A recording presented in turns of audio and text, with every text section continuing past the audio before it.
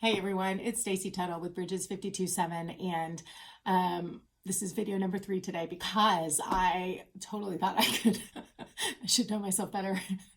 What is that? Who said know thyself? Like,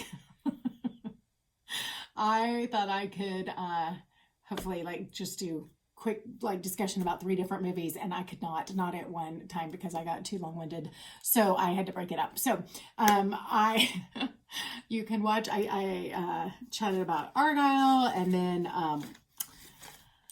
Ordinary Angels, but I want to take a second to talk about One Love and the Bob Marley movie. And let me say this, I was super excited for this to come out.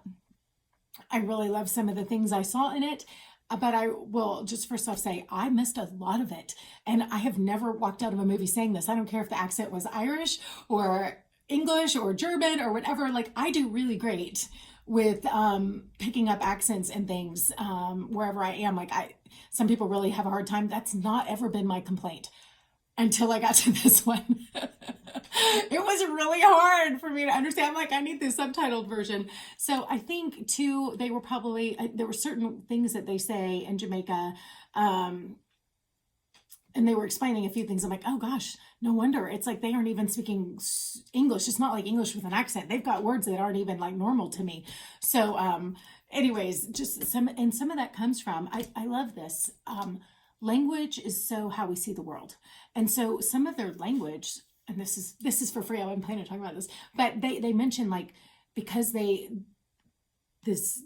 religious, they talk a lot, again, if you're not familiar with this, it's going to be confusing. They talk a lot about Rastafarianism. It's just Rastafari, they have all these words, right? And I have been a little familiar with that, not super, but it wasn't a shock for me to hear that. So I was like, oh, right, that jogged something in my memory. If you aren't familiar with that, that will really be harder for you to understand what they're saying because they use that word a lot. Also, they were explaining that so Rastafarianism is kind of a version, theologians are probably going to get annoyed with me on this one. It may not be a version of Christianity, but it has strong Judeo-Christian roots or Hebraic roots. I'm not entirely sure. He spoke a lot about the Gospels and about biblical themes. Like this man, I had no idea the emphasis of his faith in God that, again, may or may not be, I'm not sure. There's versions of this that are, some are closer to Christianity and some are more different. It's also mixed with political beliefs and different kinds of things. So, but there is a strong connection to Christianity in this. And so, in his faith. And so it motivated everything that he did. And I had no idea. But back to the language thing, what's super interesting to me is how much the language that we have or don't have for things shapes how we see the world. And one of my actual favorite movies about that was that, what was that alien movie with Amy Adams? I do not remember the name of it. It's not Contact. That was a different one, but shoot. But it's really a movie about language and how it shapes the way we see the world. It was brilliant. If you haven't seen it, it was just incredible. Arrival. It's called Arrival. Incredible.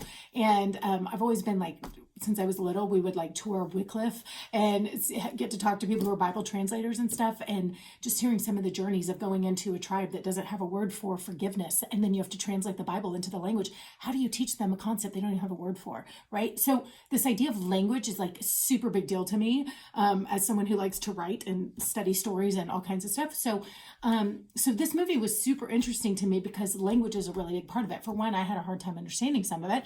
Secondly, they have words for things that I didn't understand, but they do have this conversation where he explains that they don't like the word you because you and me it's isolating, especially you, yours, whatever, that's other. So they are very inclusive in their mindset, which is why they're really wanted, all of his songs are about unity and love and bringing everyone together and hope, because it is a huge focus of the Rastafarianism that they are all about unity and love. And so it's inclusive, so much so, and there might be really something that as evangelical type believers, we really could embrace some of this. They don't like to say unity because it has the word you in it. And so they call it unity because we are all one. And so if I talk about me, I'm talking about all of us because we are one, and you are me and me. So again, it may be too far, but there's some roots of understanding there of the connectedness and the body of believers that I think is amazing, and actually probably something that we would do well to incorporate a little more into our own way of seeing the world. So anyways, so there will be words that you don't understand because they're not actually saying, you would hear somebody say unity and you hear this word einity, and then it's also in their accent, and you don't even know what they're saying because you wouldn't recognize it even if it was in English, like without an accent, right? We didn't know to look for that word as a substitute, but he does explain a few of those things, but it's later in the movie. So I was like, no wonder I've been having a hard time. They're not even speaking the normal words I'm used to. So all that to say, it's really fascinating. For one, I did not know, like I said, I knew he was kind of a big deal. I mean, I certainly heard some of his music growing up. I didn't necessarily listen to it or not. I mean, it was around enough that I'm familiar with it. But he was captivating. And I think part of the reason that he became so wildly famous is because I truly believe that he touched on some real kingdom principles, the kingdom of principles of unity and love, especially, and rejoicing and music. And he really understood that his music was going to release a sound and bring people together and do things that no amount of political positioning would have done, And so it was really huge.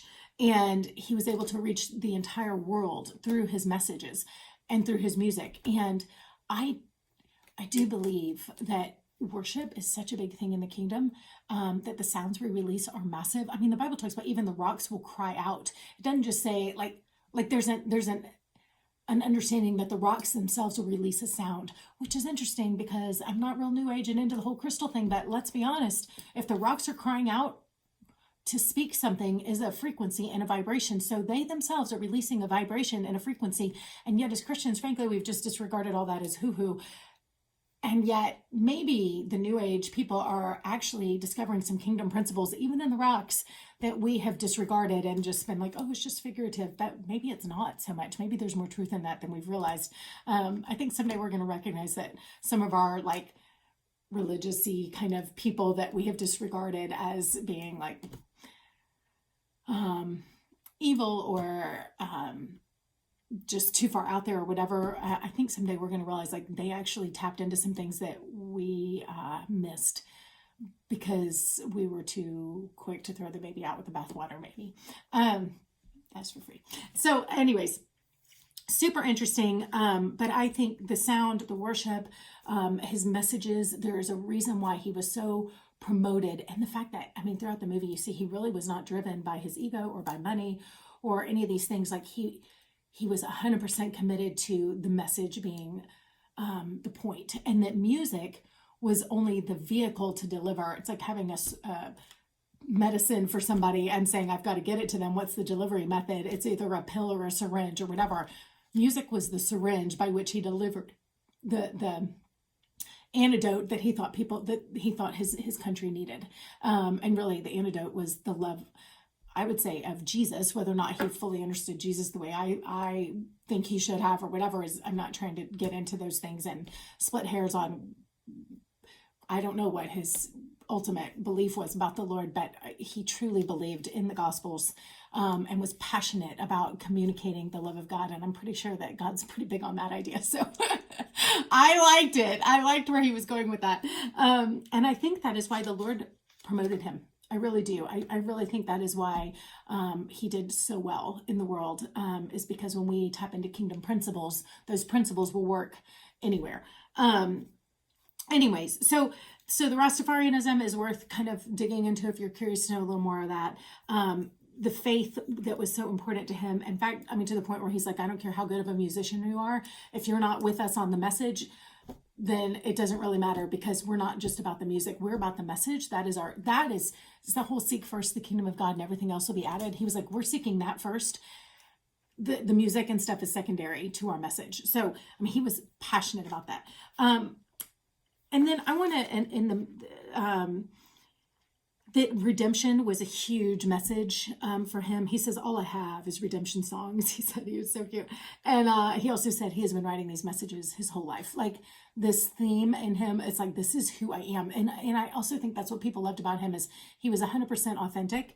There was no hypocrisy in him.